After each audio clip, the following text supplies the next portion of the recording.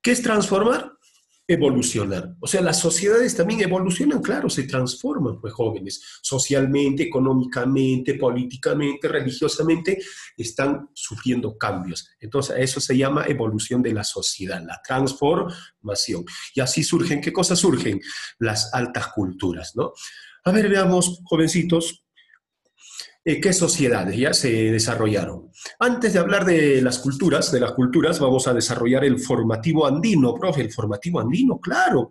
¿Y cuántos formativos, profe, hemos tenido? Tres etapas, ¿ya? Tres etapas del formativo vamos a desarrollar. Jovencitos, profe, si son tres etapas, ¿cuáles son el primero, el segundo y el tercero? El primero, preformativo, formativo inicial, formativo inferior y formativo temprano. Profe, después, ¿qué tenemos? Formativo medio, también llamado el formativo síntesis. Profe, si hay preformativo, pre es antes, antes de Chavín. Profe, ¿qué habrá? Post. ¿Qué es post? Después de Chavín. Profe, si hay inicial, ¿qué va a haber? Final. Profe, si hay inferior, ¿qué va a haber? Superior. Profe, si hay temprano, ¿qué va a haber? Tardío. Cualquiera de ellos, jovencitos, es válido. O sea, tú tienes que saber, ¿no? Cuando hablan antes de Chavín, preformativo, inicial, inferior o temprano. Se refiere a las sociedades después de Chavín, a post, final, superior y tardío. No olvidar, muchachitos.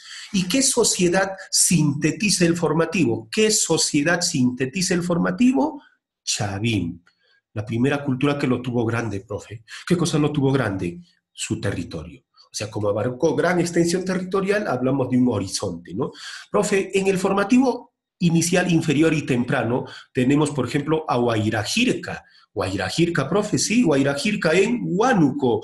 ¿Qué más? Tutiscaíño en Pucallpa, Guarmey Garagay en Lima, en Cajamarca, Cunturhuasi, aquí en Puno, en la región, Caluyo. Ah, sí, profe, Caluyo, ¿dónde estaba?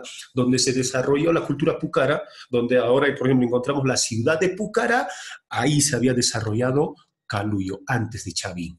Cuando Caluyo desaparece, ¿quién aparece, profe? La cultura Pucara, no olvidar eso. Sechin y Moxeque, ¿dónde? En Ancash.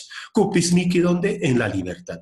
Son las sociedades que pertenecen al periodo temprano, inferior, inicial o preformativo. Son las únicas, no hay muchos más jóvenes, pero las más importantes son esas.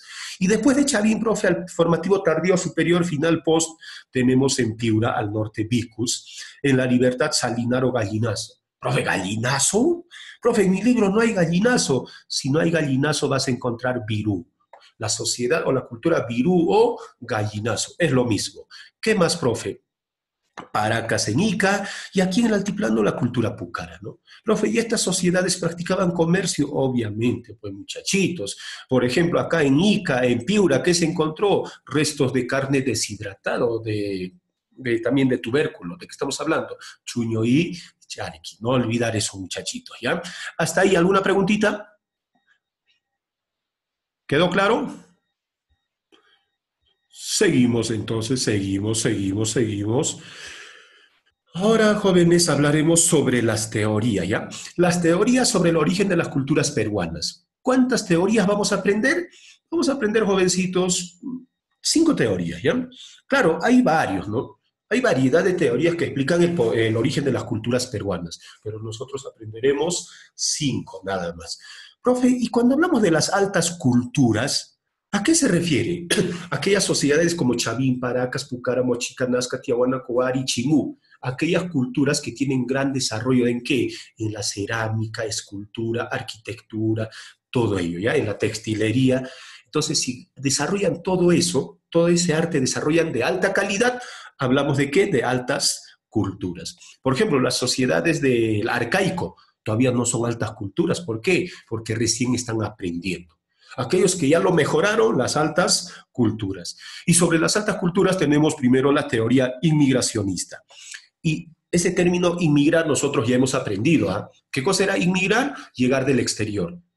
Aquí, por ejemplo, estamos hablando del Perú, estamos hablando del Perú.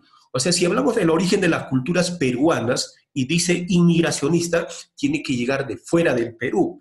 Puede ser de Brasil, Ecuador, México, Guatemala, pero fuera del Perú, teoría inmigracionista. Profe, en la clase anterior o en Poblamiento de América usted nos ha dicho, ¿qué cosa? Otro continente, porque estábamos hablando de América, pues muchachos, poblamiento de América. Pero ahora estamos hablando del Perú, de un país. Entonces, según la teoría inmigracionista explicado por el alemán Federico Maxule, el origen de las culturas peruanas, ¿de dónde viene? De estas dos sociedades, mayas y aztecas. Los mayas y aztecas, ¿dónde se encuentran, profe? En Mesoamérica.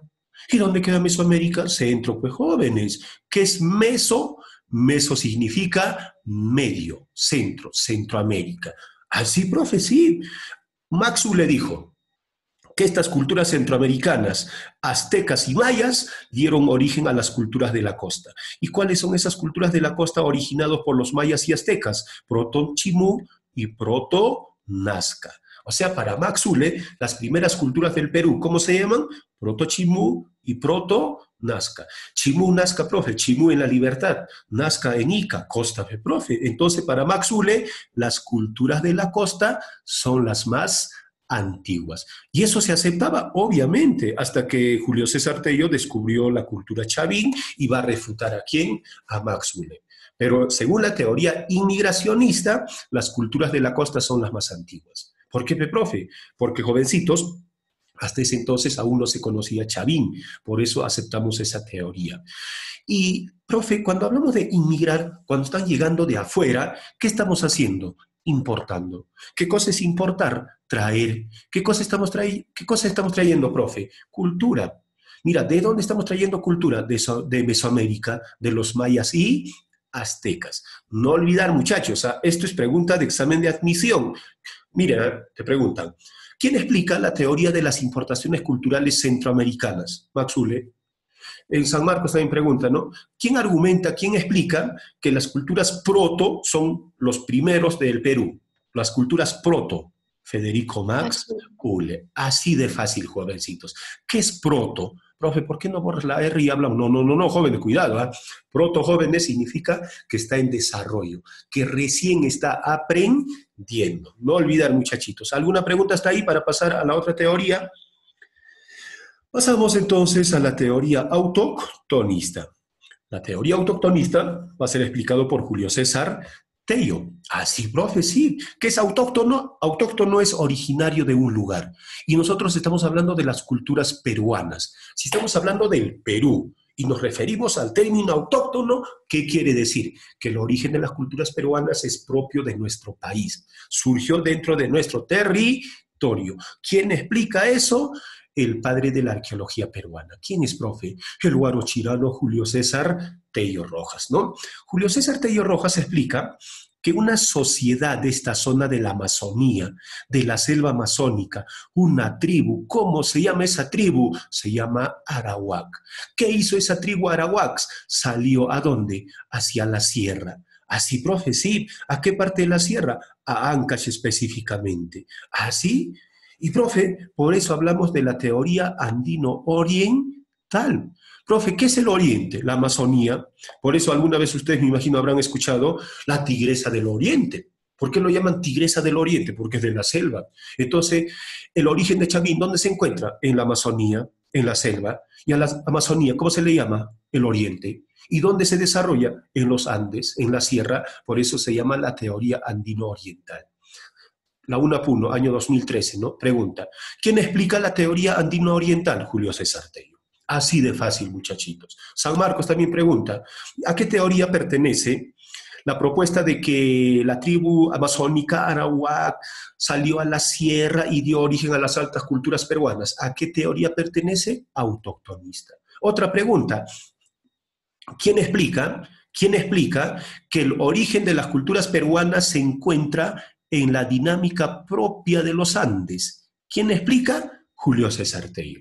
Propia de los Andes, originario de aquí. ¿Qué teoría es? Autoctonista. No olvidar, muchachos, recontra sencillo, las preguntas de historia en los exámenes de admisión. Tú, jovencitos, tu meta, ¿cuál es? La universidad. Al año, jóvenes, tú vas a ser cachimbo ya. Y te recordarás que todo lo que estamos avanzando te va a servir, ¿no? Ese es galeno, muchachos. ¿Qué más, profe? Antes de pasar a la otra teoría, ¿alguna pregunta? ¿Alguna duda, por favor? Si quedan dudas, por favor, me avisan. Lo que yo quiero es que aprendan. Lo que yo quiero es que aquí en el cerebrito se quede todo lo que estamos aprendiendo, ¿ya? ¿Alguna pregunta?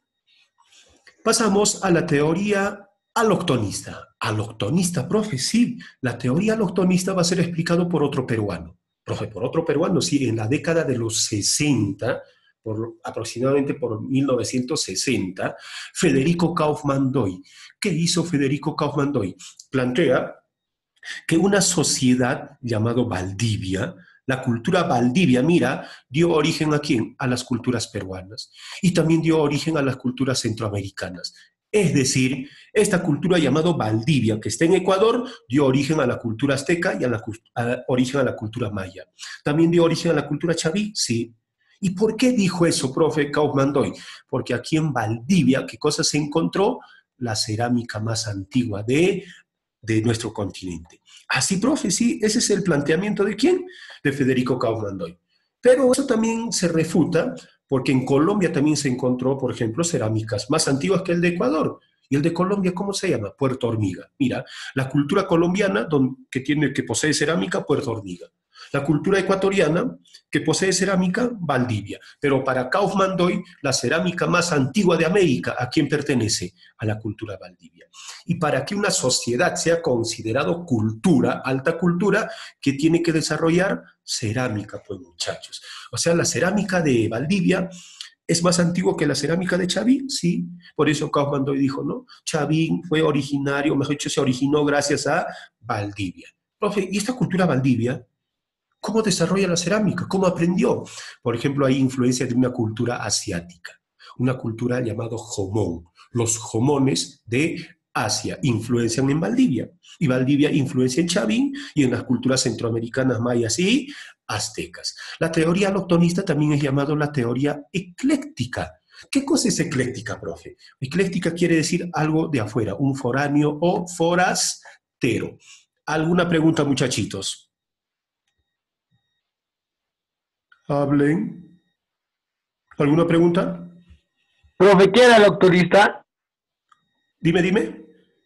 ¿Qué era el octonista? Aloctonista quiere decir algo de afuera, algo foráneo, forastero, algo que llega o nos influencia del exterior. A eso se refiere aloctonista, ¿ya? Ya, gracias. No hay de que estamos para servir, muchachitos. ¿Qué más, profe? Pasamos a la otra teoría. ¿De qué teoría estamos hablando? La teoría hologenista. Holo, complejo, génesis, origen. Según esta teoría, el origen de nuestras culturas es muy complejo. ¿Así? ¿Quién dice eso? El historiador ayacuchano, Luis Guillermo Lumbreras. También en la década de los 60 plantea su teoría. Este señor plantea, ¿no?, que el origen de nuestras culturas, tiene varios factores, ¿no? Factores internos y factores externos. Los factores externos, ¿cuál va a ser, profe? La cultura Valdivia de Ecuador, mayas y aztecas de Centroamérica. Y los factores internos, por ejemplo, Chavín, ¿no? O sea, esos dos factores, tanto interno como lo externo, ¿qué hacen? Fusión. Así, profe, claro, pues muchachos. Por eso se llama fusión cultural. Y para Lumbreras, ¿cuál es la cultura más importante? ¿Cuál fue la cultura, la sociedad de difusión en los Andes? La cultura Wari. Así, profe, sí. Para Lumbreras, Wari es el centro de difusión cultural. ¿Y cómo se originan las culturas peruanas? Producto de la fusión de factores internos y factores externos. Pero hay algo que hay que explicar. Los factores internos son determinantes. Y, profe, lo externo, ¿qué tiene que hacer? Adaptarse. Y en cualquier aspecto de la vida es así, muchachos. ¿Eh? ¿Qué pasa, por ejemplo, si a Rachel yo le regalo una jirafa bebé aquí en el altiplano? Pobre jirafita, si no se adapta, ¿qué va a hacer? Se va a morir. Así como, por ejemplo, los españoles, ¿qué cosas nos trajeron? Vacas, ovejas, caballos, etcétera. Vacas, ovejas, caballos. ¿Qué hicieron en el altiplano? Se adaptaron, porque eran factores externos. Y lo interno siempre es determinante, muchachos. Entonces, ¿quién nos habla de factores internos y externos? Lumbreras. Y esos dos factores, ¿qué hicieron? Se fusionaron. Y esa fusión dio origen a las culturas peruanas. Pero eso sí, lo externo siempre se adapta y lo interno es determinante. predominante, muchachitos. Recontra sencillo. Y también se le llama la teoría del neoautoctonismo. ¿Qué es neo? Nuevo. O sea, nuevamente el autoctonismo tiene predominio.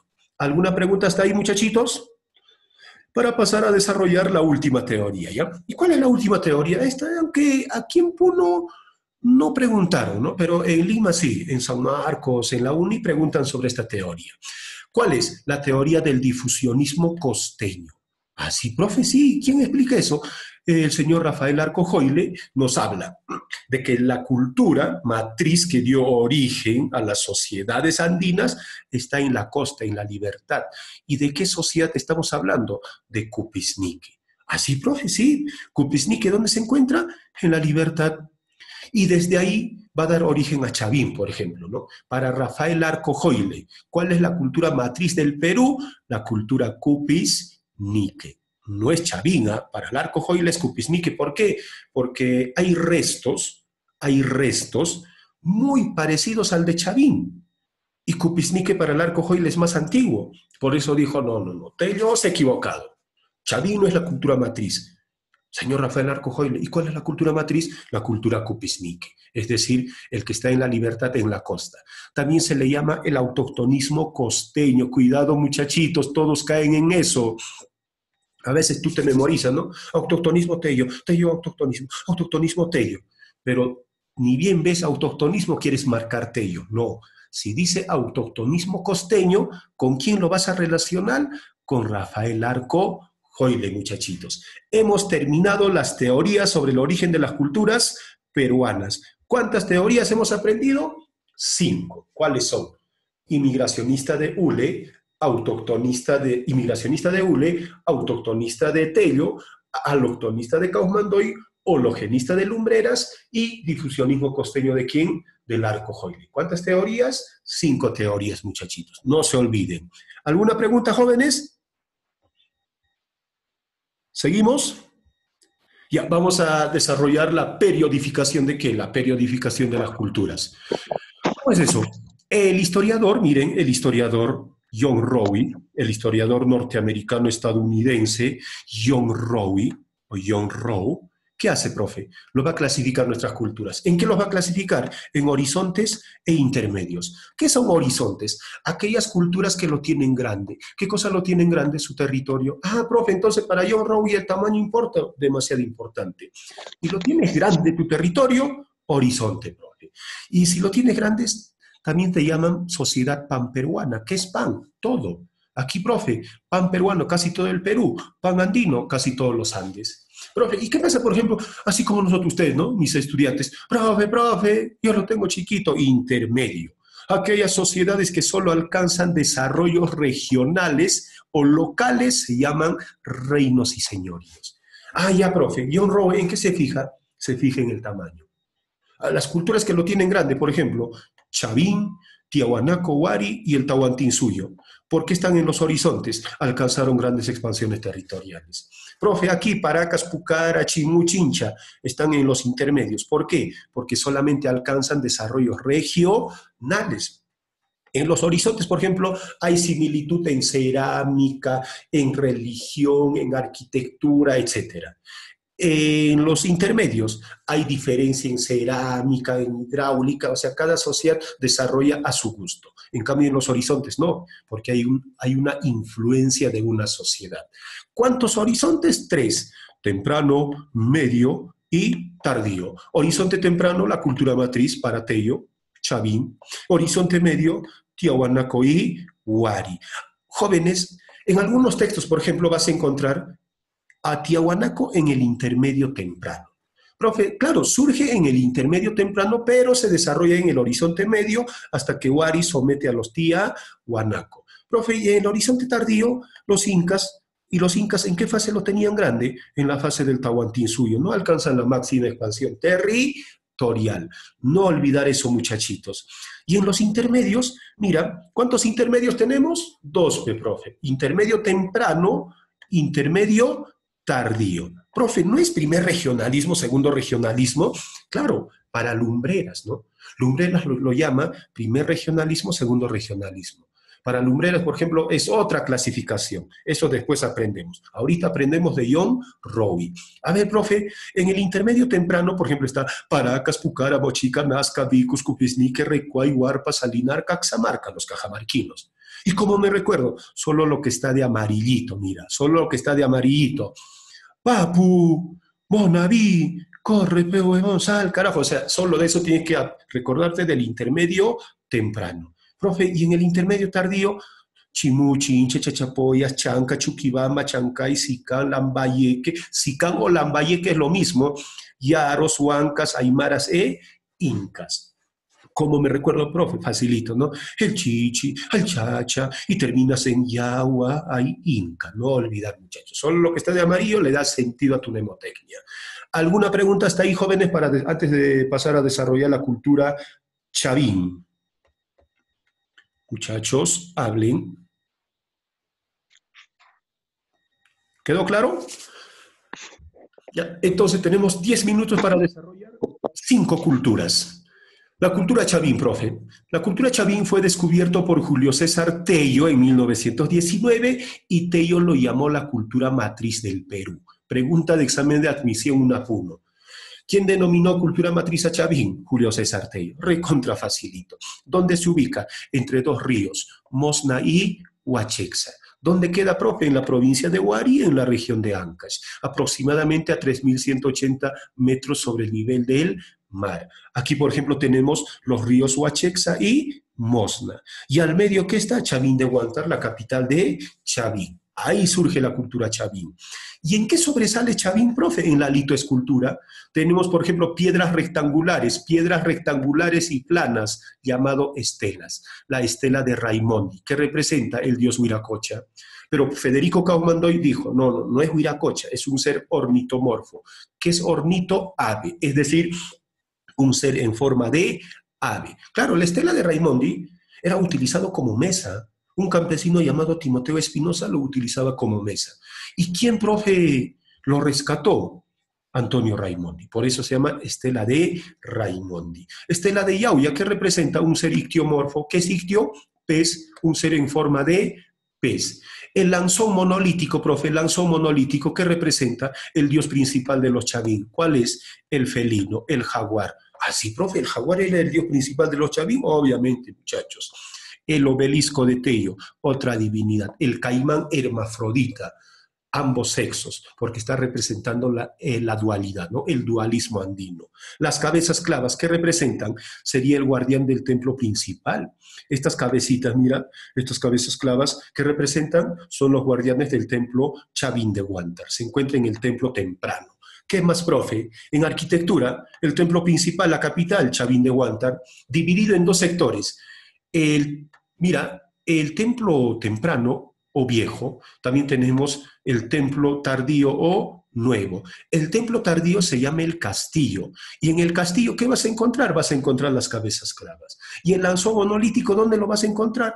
En el templo viejo. No olvidar eso, muchachos. Sechín y Moxeque, Chavín de Huántar, Sechín y Moxeque se encuentran en Ancash. Cunturuasi, Pacopampa en Cajamarca, Chongoyape en Lambayeque, Garagay en Lima, restos arquitectónicos de la cultura chavín. En cerámica, profe, ¿qué tenemos? Un huaco ceremonial, sí, un huaco ceremonial pintado de un solo color. Si es pintado de un solo color, ¿cómo se llama? Monocroma. ¿Y cuál era el color más utilizado? El gris, porque imitaban el color de la piedra. Y también pintaban de negro, pero muy pocas veces pintaban de marrón o rojo. Mayormente, ¿cuál era el color preferido de los chavín? El gris. ¿Por qué? Porque quieren imitar el color de la piedra. Religión, profe, eran politeístas. ¿Qué es politeísta? Adoraban a muchos dioses, pero hay dioses principales, ¿no? El más importante, el jaguar, después le sigue el cóndor y la serpiente. Otros también ponen aquí al caimán, pero la trilogía de dioses, jaguar, cóndor, serpiente, felino, ave, reptil, muchachitos. Teocrático, ¿qué es teocrático? La sociedad. ¿Qué tipo de sociedad predomina en Chavín? Teocrático. ¿Por qué, profe? Porque van a dominar los sacerdotes, pues, muchachos. Pero no cualquier sacerdote, sino aquellos sacerdotes que miran el espacio y ¿qué hacen, profe? Van a predecir época de lluvia y época de sequía. Así, profe, sí. Estos sacerdotes, por ejemplo, gracias a sus conocimientos, ¿qué van a hacer? Van a acumular cantidad de excedentes de producción. O sea, el pueblo caminaba de lejos, ¿ah? Desde lugares muy lejanos iban hasta Chavín de Huántar. ¿Para qué? Para que le den información sobre la sequía, sobre la lluvia, todo eso. ¿Y quiénes daban información? Estos sacerdotes. ¿Y era gratis la información? No. Tenían que pagar con productos. Cuando ya acumularon cantidad de productos, comenzaron a pedir mujeres, ¿no? Entonces, jovencitos, a los pobladores no lo metían pues así en sus cinco sentidos. Le daban de beber ayahuasca. Así, profe, sí. O sea, primero lo drogaban. En otras palabras, ¿para qué? Para que entre alucinando y vea un jaguar. ¿Y dónde estaba el jaguar? En el anzo monolítico. O sea, profe, los sacerdotes Chavín utilizan ¿a quién? A los dioses. ¿Para qué? Para dominar la sociedad. O sea, aparte que lo dominan con una piedra, también lo drogaban, sí, pues muchachos. Y la gente creía. Así como, por ejemplo, iban a Jerusalén, los cristianos igual, o a la Meca, ¿no? Los musulmanes. En Chavín, ¿a dónde iban? A Chavín de Huántar. En economía, difunden el cultivo del maíz. Profe, si difunden el cultivo del maíz, ¿de qué estamos hablando? De la agricultura. Y el nombre verdadero de maíz, Sara, muchachitos. También practicaron la ganadería y la pesca. Hasta ahí, ¿alguna pregunta, muchachitos? ¿Alguna pregunta antes de pasar a la otra cultura, ya? Pasamos a desarrollar la cultura Paracas. Profe, Paracas, Paracas, ¿dónde queda Paracas, profe? Paracas se encuentra en Ica, en la península de Paracas, descubierto por Julio César Tello. ¿Cuándo, profe? En 1925 y 27. Profe, ¿y por qué hay 2 años? Es que Paracas tiene dos fases, Cavernas y Necrópolis. Cavernas fue descubierto en 1925 y Necrópolis en 1927. ¿Qué significa Paracas? Lluvia de arena. ¿Según quién? Jorge Muelle. También se le llama personas de frente ancha porque practicaban las deformaciones craneanas. ¿Quién lo llamó de personas de frente ancha? Yacuilev. Pero para Jorge Muelle significa lluvia de arena. Paran es lluvia. Aco, arena. Lluvia de arena. ¿En qué sobresalen los Paracas en la textilería? Los tejidos más finos del Perú antiguo. ¿Dónde lo encontramos? En Paracas, profe. Y esos tejidos, miren, esos tejidos finísimos del Perú antiguo, ¿qué cosa representan? Siempre van a representar personitas como si estuviesen volando, ¿no? Este tipo de iconografía. ¿Y de qué estaba hecho esos tejidos recontrafinos? Algodón, lana de vicuña, y lo decoraban con plumitas, cabellitos, pelitos de murciélago, hasta utilizaban fibra de qué, de oro y plata. Para teñir, profe, de la naturaleza obtienen 7 colores, y estos 7 colores va a ser combinado, llegando a obtener, por ejemplo, 190 matices. No olvidar eso, muchachos, pregunta de examen de admisión. Aproximadamente, ¿cuántos matices logran obtener los Paracas? 190. ¿De cuánto? De 7 colores. ¿Y esos colores dónde los consiguen? ¿En el mercado? No, pues muchachos, producto de la naturaleza, de las plantitas, de algunos animalitos. Y estas figuritas que encontramos en los tejidos, vendría a ser un tipo de escritura. Ah, sí, profe, sí. ¿Qué tipo de escritura? Tocapus. ¿Y quién llamó a estas figuras textiles tocapus o escritura? Esta señora, la doctora Victoria de la Jara. Según Victoria de la Jara, los Paracas, ¿qué cosa tienen? Escritura llamado tocapus. Y en medicina también sobresalen, profe, logrando obtener, por ejemplo, momificaciones. De las momificaciones, cuando lo envuelves con los tejidos, ¿qué cosa obtienes? Fardos funerarios. Este es un fardo funerario. Mira, la momia en posición de cuclillas, en posición fetal, fue depositado en una cesta. Y lo envuelves con los tejidos, porque ellos creían que cuando tú mueres en este mundo, naces en otro mundo. También practicaron las deformaciones craneanas. ¿Para qué se deformaban de esta manera? Para diferenciarse del pueblo. Así, profe, sí, te daba estatus social. Solamente la clase noble, la clase gobernante tiene derecho ¿a qué? A deformarse el cráneo. Entrepanaciones, profe, y estos agujeros en el cráneo, ¿qué hacían, profe? ¿Eran caníbales? No, no, no, fines medicinales. El médico, el circan, hace la trepanación. y su ayudante del Circan, ¿cómo se llama? El chamán, ¿no? Llamado Ichuri. Él te va a anestesiar. ¿Con qué te va a anestesiar? Con coca, chicha y marihuana. Y profe, ¿me van a hacer agujero con un taladro? No, no, no, no. ¿Eh? Con instrumentos llamados cuchillos de obsidiana, hecho de roca volcánica, también de cobre, ¿no? De algunos metales. Profe, ¿y así se quedaba un agujero? No, eran reemplazados con oro, si es de la nobleza, si es del pueblo, con calabaza. O sea, profe, las trepanaciones, ¿qué te dan a entender? El estatus social, ¿no? Diferenciación social. Fases de Paracas, cavernas, necrópolis. Capital de cavernas, Tajahuana. Capital de necrópolis, Topara. Profe, las tumbas de cavernas en forma de copa invertida. Las tumbas de necrópolis, rectangulares. Y en esas tumbas, ¿qué cosas se depositan? Fardos funerarios. Profe, la cerámica de los cavernas, polícroma, polícroma. La cerámica de los necrópolis, monocroma, forma calabazada. Profe, en cavernas está Julio César Tello y Samuel Latrap. En necrópolis, Julio César Tello y Toribio Mejía Shakespeare. No olvidar, muchachitos. Eso es todo por hoy, muchachos. ¿Alguna pregunta? Profe, Dígame. y en los faudos funerarios, o sea, en esta copa invertida, ¿cuántos faudos podrían entrar aquí? De 30 a 50 fardos. En rectangulares, casi 500 fardos funerarios. Se nos va a cortar el tiempo, muchachitos. Hasta la próxima. Ha sido un gusto trabajar con ustedes.